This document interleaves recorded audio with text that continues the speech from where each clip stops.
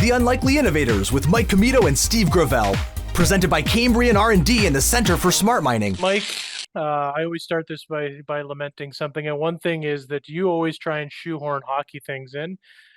This week, I'm glad to say that we actually have something that involves forestry, which is something that I always like to talk about, in particular, graphene. And of course, we had Mark Masotti, who is the founder of alterBiota. What did you think? I thought it was again, it's one of those things that's like super high tech to talk about, but I think the way Mark talked about it, it makes it a lot of sense, right? Yeah, because I think I think a good founder is able to communicate the science broadly to obviously investors, but people like ourselves who are not in the space. And I think even when we asked the question, where I think you and I went into it thinking like, oh, it must be hard like to raise capital and interest in like a material science company, but the way that he explains it's like, no, it's actually not. Really. I mean, it's hard to get money anywhere right now because obviously we're in a bit of an economic recession, but like the way that he explains it in terms of like the cost savings, which is obviously like hits the bottom line for the partners that are using this ad mix. And then after you actually show them the savings, you also have the additional benefits of like carbon sequestration and, you know, all the other great things that you want in a company to have those ESG goals, right? So, I mean, he did a great job showing that. I think I was inspired. I think back to that point I made about like dad adrenaline, like this guy like started the genesis of like this company while he was on his paternity leave, right? I was just writing stuff about hockey. So history books. I think I also said it wrong. I think it's alterBiota. yes, I said biota, so That's okay. apologies, Mark. But I think everyone will get it when they see it written on the page. Who uses a page anymore? No one. But anyway, they'll see it on the show notes. They'll see it on the show notes. Exactly. Yeah. So I think we'll leave it to Mark to tell us the rest of the journey, but also really cool journey from where he was to where he is now. And always good to have a Sudbury boy on the show. So let's go to Mark. Okay, we're now back. We're pleased to be joined by Mark Masotti, who is the president and CEO of alterBiota. Mark grew up in Sudbury, working with his family in the civil construction industry before attending Queen's University for chemical engineering. This was followed by a brief stint building distributed water treatment plants in northeastern Ontario before attending McMaster University, go Mac, for Master of Engineering and Public Policy. At Mac, he became passionate about renewable energy and waste valorization, which led him into a project management role with Storm Fisher Biogas during Ontario's green energy revolution. Prior to establishing alterBiota, Mark spent almost a decade as a business development manager for Mitsubishi Corporation's North American Industrial Infrastructure Division, where he got exposed to numerous innovative technologies, development and financing practices, and gained the global macroeconomic perspective that guides him as an innovator today. And now, of course, as an innovator, he's on the Unlikely Innovators podcast. Welcome to the show, Mark. Really glad to be here, guys. Thanks for having me. Our pleasure. So I described your journey a bit in that bio, but we obviously like to hear it straight from the guests when they come on our show. So, I mean, our first question usually starts off in that typical fashion, but when you look back on your journey, did you plot this all out, or did this all kind of happen together? I just kind of want to go from how you went from wastewater treatment plants to now what we're going to talk about eventually today with innovative admixtures. Yeah, I mean, in some ways it was, coming full circle in my career, as I started in, working with family businesses in heavy civil construction. And, when I went to go pursue my academic career, I sort of veered away from where everybody else was going, which is into civil engineering. And I went to go do chemical engineering. And that's where I sort of set the tone for, the rest of my career as where I focused on sustainability, but always kind of holding on to those practical lessons of my youth. And so after getting my basic engineering degree at Queen's, then going where I sort of set the tone, and then going to Mac, I really became passionate about, clean tech, green design, sustainable design, all these things. And that's, that led me into the world of waste valorization, trying to take waste materials and derive value from them and, solve various policy objectives, along the way. That was a really interesting journey for me in the mid 2000s there, from 2007 to about 2011. And unfortunately, the Lehman crisis hit us in those days. And unfortunately, like the whole team, and the company that I was working with, we were all sort of like put on the street and searching to find higher ground. And I luckily found that at Mitsubishi, and I had almost a decade of incredible experience on infrastructure and sort of finance, and also novel technologies. And it was that experience that sort of brought me back around to my roots in a way, or to connect all the experience I had through my career back to my roots. And it was when I got exposed to something called pyrolysis, where you take like a woody material or any biomass material really, and dry it out and then roast it like you would coffee, but in a very technical way, to produce high carbon material. And at the time we were like doing it to send bio coal to Japan to offset thermal coal, right? And but I realized that it was a highly valuable material that had other applications. It's basically like graphite, just young graphite, right? Didn't need millions of years of heat and pressure, kilometers below the surface of the earth. And so yeah, that I always thought, I'm going to find something to do with this stuff, and it kind of brings back this whole like waste valorization idea, like upscaling materials and finding new ways to use them. And I eventually connected the dots with graphene and biographene and concrete and construction, and sort of that's how it kind of it enabled me to come back in a way to where my family started in this great country, right? In infrastructure. So. And Mark, and you've brought us right up to the precipice of where I wanted to go sort of with my next question. So thank you for stopping short of the actual business idea, because it's one thing to come up with novel technology. It's a whole other thing to then commercialize that and turn it into a company. Can you talk us through a bit of that process? So, one thing I'm always interested in is, how do you get early validation of an idea that makes it seem like it could be a company? Maybe talk us from that approach. Yeah, sure. So, I mean, it starts with an idea, right? And basically, what happened for me was my daughter was born in 2019, and I took time off, as many people do, for paternity leave, and I was bored. I mean, I was really enjoying looking after her, but I was bored otherwise. And I started scraping through the old brain, thinking like, what is it that I could be doing, right now? And I don't know if it was the adrenaline of being a new dad. I mean, I've heard this from other people, like you get really inspired, or like, like you get this fear or anxiety, like I got to do something now because, I got to make something for the kids or whatever. But that really drove me to, sort of take the next steps and just start investing in equipment and taking my time and building a lab in my basement. I mean, really, it was not fancy, but it was functional, and just messing around, trying out different sources of, feedstock, like biochar materials from around the world, and, running them through various treatment regimes, that I could glean from secondary research of literature, and finding time in contract labs, and using analytical equipment and sort of replicating what people do in, we're doing in, academic research. And, sure enough, I was able to show that, I was able to convert a three-dimensional, biochar material into a two-dimensional biographene material. And then, it's like, just take it from there, like go down to, again, McMaster, and spend some time on a big expensive electron microscope trying to find teeny-weeny particles, and like, it's like, there they are, great validation. And it's like, okay, what to do next? And, go find a concrete testing lab and say, I want to run a program of mortar testing with this because I think there's something there. And, did that and spent a whole bunch of money, out of pocket on that, and, saw some results, but it's like, wow, there's something there, but it's like all over the place, but there's something there. And then, ultimately I, just talking with like family members and what have you, I was connected through to a really great, visionary, I think, of the Sudbury market, a guy named Boris Neff from Rainbow Concrete. And, he really immediately saw the potential. And he's like, I also know how hard it is to get there, Mark. And he's like, let's find a way so that I can help you.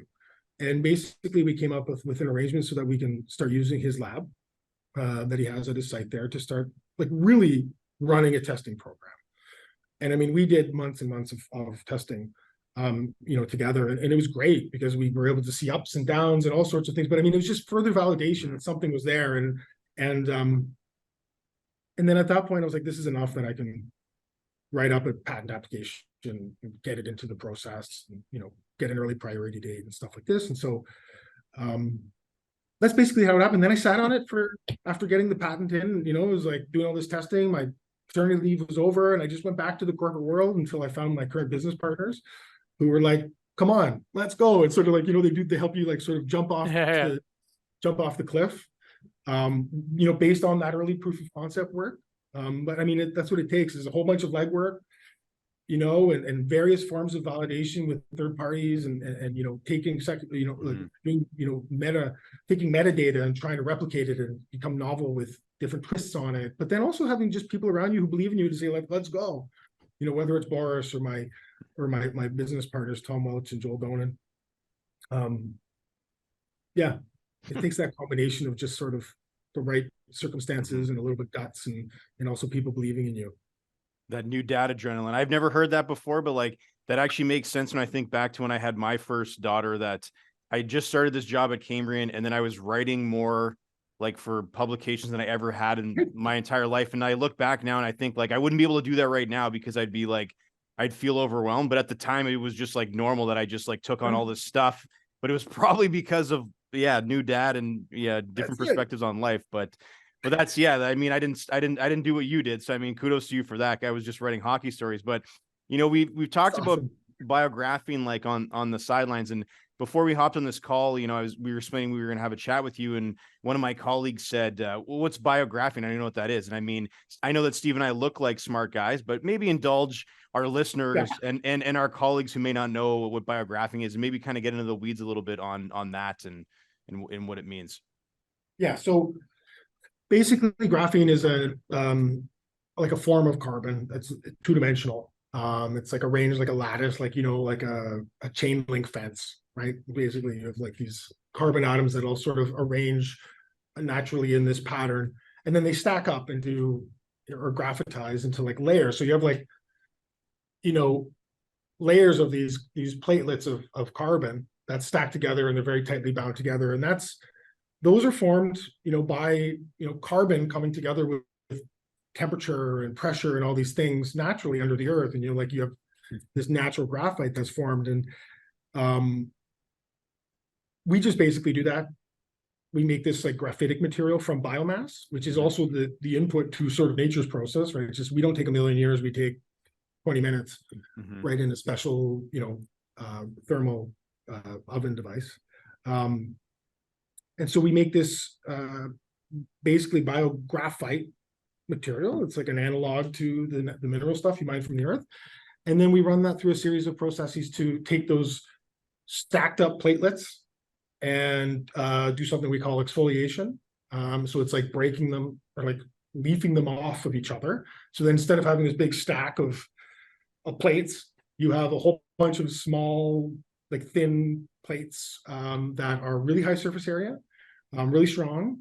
The bio version that we produce has an affinity towards water, which is really good because concrete, our first product, is a water-based product. And they have certain functionality on the surface that basically catalyzes the reaction or initiates the reaction of crystallization of a cement binder. So, I mean, I hope that wasn't too no, that's really good. That's perfect. But I mean, like, it really boils down to like, they're these really small particles with super high surface area that like bring order to the concrete matrix, and strengthen the binder. And then ultimately, so you can use less of it, which we can get into. Yeah, and that's what I wanted to exactly go to next. Mike knows that I talk about graphene probably more than the average person, so I'm glad we're having you on. He actually does, yeah. We're gonna be big nuts. Yeah. There was a joke someone told me once that I'll well, maybe I'll say it now and we can dispel it, but you can make anything out of graphene except money. But I think that's not the case for what you're looking at, because I want you to tell me about the like on the concrete admix example. Mm. What are so what are we getting essentially? What is the value statement? Is it we're using less cementitious material that is made in a carbon rich process, and that's sort of the better environmental benefit? What's the economic benefit? Could you sort of walk us through that use case, because I think it's a brilliant use case. Yeah, I'm happy to. And so, I mean, maybe to start with, you know, graphene from mineral sources, you know, the mine stuff. Everybody from Sudbury or that touches Sudbury loves mining. But the mine stuff is actually, it's pretty expensive, and it's hard to produce. It has a very high carbon footprint. It's also a finite resource, and it's in, you know, hot demand for other applications like anode materials for electric vehicles, which I mean, just to supply this, you know, the Volkswagen or Stellantis plants in Windsor and the St. Thomas there, I mean, holy smokes, we're going to need a lot of that stuff. So, I mean, there's supply chain issues with making graphene from graphite, natural sources. But also, you know, the cost of making it from mineral sources is expensive. And I mean, concrete is the most consumed material on the planet. It's a bulk material. I mean, like trucks are rolling down the street every day, right?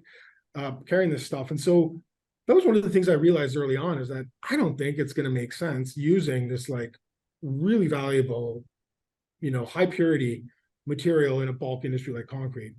And so that's where, you know, having a like a wood residue as a feedstock or source to make this type of graphitic material sort of unlocks that sort of economic side of it, and also the scalability, right? I mean, even if we were to make our products and get into every cubic meter of concrete that's produced on the planet, we'd only be using about 20% of sawmill residues around the world. Like, Wow. it's nothing, right? That's not a constraint. So, but so then how do we actually take it and say, okay, well, how do we convert this effect of, you know, you add this material to your mix and you get more strength? How do you convert that into value? And so basically, concrete is made up of a few ingredients. And this is like around the world, it's all made the same. You know, you've got water, right, which makes things flow, and it's also what reacts with the Portland cement, right? Now, water's cheap in most parts of the world and readily available, right? But Portland cement is expensive, and the price just keeps going up and up and up and up, especially with carbon levies like they have in Canada, etc. But it's also super carbon intensive, like super carbon intensive, and it's almost 1-to-1, you know, on a weight basis, CO2 emitted per kilogram of cement produced. But then there's sand and gravel. Those are the major ingredients, right? And sand and gravel, like water, are abundant in most places in the world, and cheap, right? Then there's a few other chemicals that are used to give special, you know, workability properties, or to entrain air to make it more resistant to environmental effects, etc. So because our material, and so does natural, mineral graphene, when it's added to the cement and water paste, as it's called, it helps to derive more strength per unit of that material, right? And so you can get more strength per unit of your binder, and you can use less of that binder, right? By using less of that binder, you're saving money, because the binder is the most expensive component by a long shot. It's an order of magnitude more expensive than all the other things, right? And so, but it also just so happens that it's the most carbon intensive component. So, but you have to replace that with something. If you pull out paste, got to substitute with something. And our approach is to substitute it with those commonly available aggregates, sand and gravel. And so on the balance, after adding a small dose of our material, because that's all it takes, because it's super tiny. I mean, we're talking maybe 10 to 15 liters per truckload, right? That's not very much. They're talking about like a pail of mosto, a pail of grape juice that a lot of Italians use for making wine every year. Yeah. It's all you need per truckload, right? And you know, then on the balance, there's a savings, right? You're paying for what we call HBGO, or hydrous biographene oxide product, but you're saving on Portland, which is the most expensive thing, and then you're paying a little bit more for your stone and your sand because you're upping those. But on the balance, there's a savings. And right now, we're our target, right, and that we work with our customers with a typical mix design for concrete is about two to three, could be as high as $5 per cubic meter savings. That's a lot for an industry like concrete, where it's super low margin, and sometimes you win or lose a bid by 25 cents per cubic meter, right? And so, yeah, that's the value proposition. So you can use less paste, substitute it with commonly available materials, save money. In fact, and also get a better product in the end, because by enhancing the binder, you actually get a more durable system as well, which makes it less susceptible to salt penetration for reinforced steel, which cause corrosion or freeze thaw issues, because it's less porous and you don't have that same sort of cracking and breaking and stuff like this. So main value proposition is save money, then extend service life of assets in the field, and save carbon. That's kind of like, for some people, that's the most important thing, but that's not the foot we step forward with. There's many companies out there trying to do that, and that's great. But for us, it's like savings first on cost, because that'll give us real commercial traction. That's what customers want. But then have this inherent sort of carbon offset component, because like the thing that's also expensive is also carbon intensive. But it'll always have that as our goal, is to save customers money, and we believe that's going to help us continue our journey towards conquering the world of concrete. Absolutely. And speaking of conquering the world, Steve and I are talking to you from Sudbury, which is obviously a place that you know quite well, having grown up here. And as you know, like, Sudbury has 9 operating mines, a few more coming online in the next, few years within the city limits. So those guys use a lot of shotcrete. Do you see the same kind of use case expanding into other sectors like mining, to be able to take this admixture and to be able to apply it to other, concrete products like shotcrete that they use for ground support in mines? Yeah, I do. I mean, our focus right now is on ready mix. This is the big one. Ready mix concrete, the stuff that's used to pour, sidewalks and slabs and bridges or whatever. And curb and sidewalk is our first target because it's relatively low risk, right? And also there's a lot of it poured every year. So that's where we're focusing at first. But we've always had shotcrete on our minds. And I mean, you talk to guys like Boris, and it always comes up.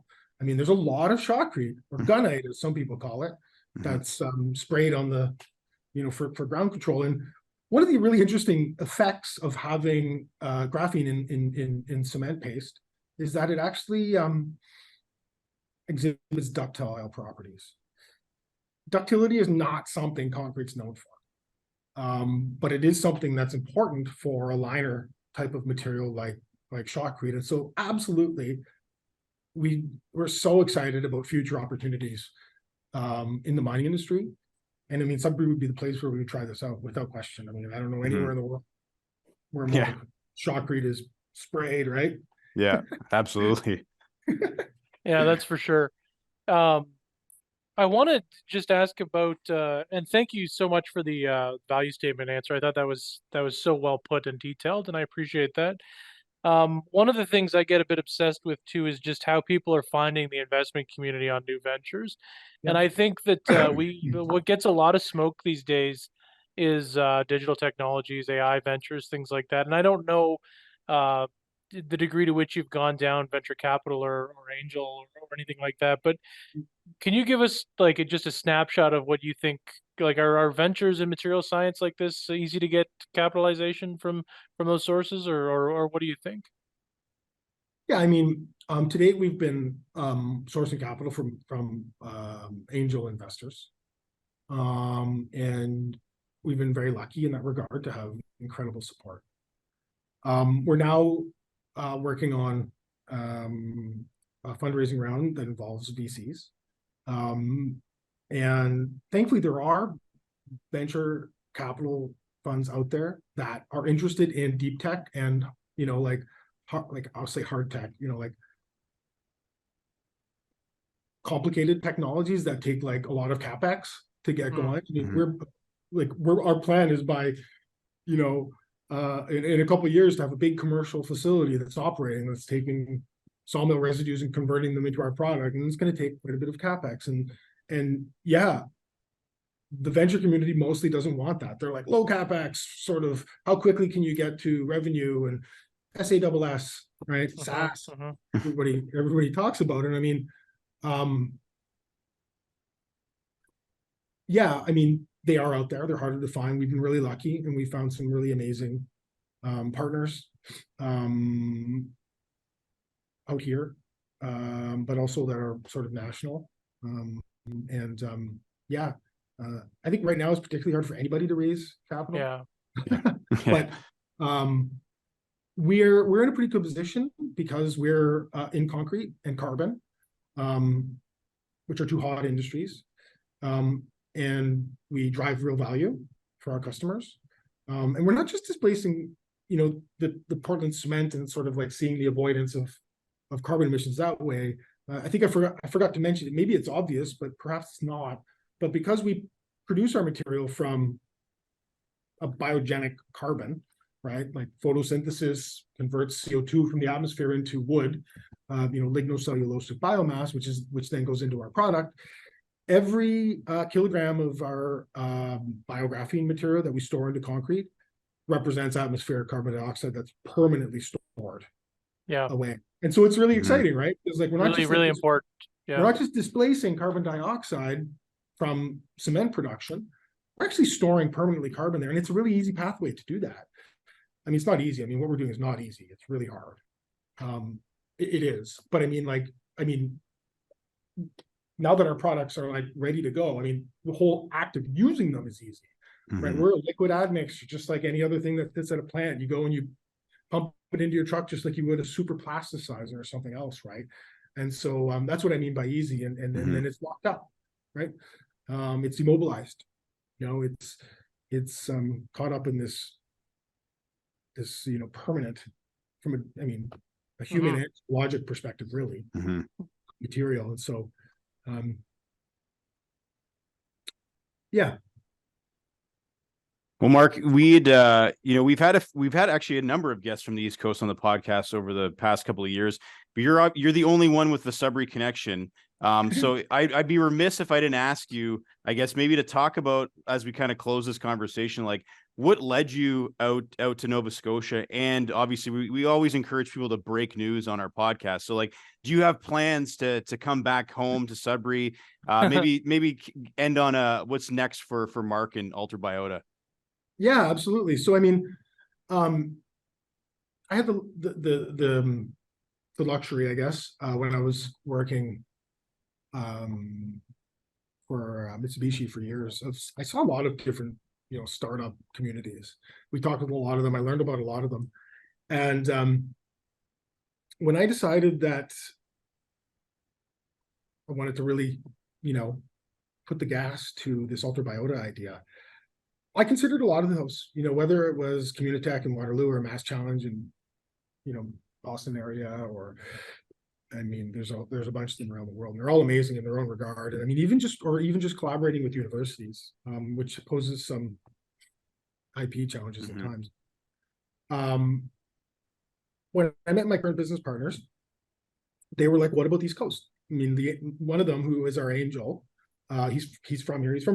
He's from Ontario originally, but he and his wife relocated here 25 years ago. And he's like, there's a great ecosystem out here. There's a whole bunch of companies that have done really well in the programs out here. And then we were introduced to this place called the Reassurance Center, where I am right now. See, it's out in Sydney, Cape Breton Island. I mean, it's pretty far. But they just offered something that we couldn't find anywhere else. I mean, they offered, equipment that we couldn't find elsewhere. But interestingly, they offered equipment that they would train us on. It wasn't just like stand over our shoulder, give us a sample, and watch us test it for you. It was like, no, we'll show you how to use it, and then you just keep going, right? But then they had all sorts of grant programs tied to everything, both provincial and federal, and connections to equity sources, et cetera. And so we decided that we were going to move it out here, and it's been really, really good. I mean, we've been able to accomplish a ton. There's a real capital efficiency and a real great sort of like network of highly qualified personnel to help us with our tasks. And it's been incredible. That being said, I mean, we're going to be, emerging from here into a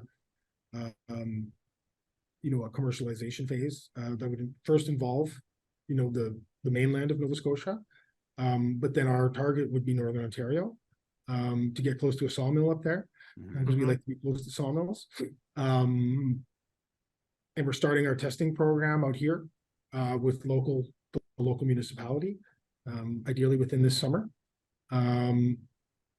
But then we'd like to bring it to Sudbury. I mean, it's the next logical step for us to do that. And so, I mean, we want to be able to sort of have two great, industrial towns, Sydney and Sudbury, as being the two like places where we first pilot our products. And so, yeah, I mean, that's something we want to do very soon, is sort of, as soon as we get through our first phase here with testing our products very close to our piloting facilities and stuff, is to start to test them out in a place like Sudbury, with some partners there, and do some nice showcase stuff, and ultimately have an emerging, greater footprint there down the road for, say, plant number 2, right? To service the Ontario market, which is the market in Canada, right, for concrete. So. Well, Mark, I don't think I did a good job of this, but I'm actually super pumped about this project you're working on in your company, because for a long time, you're trying to look at, exciting things in the Canadian forestry sector.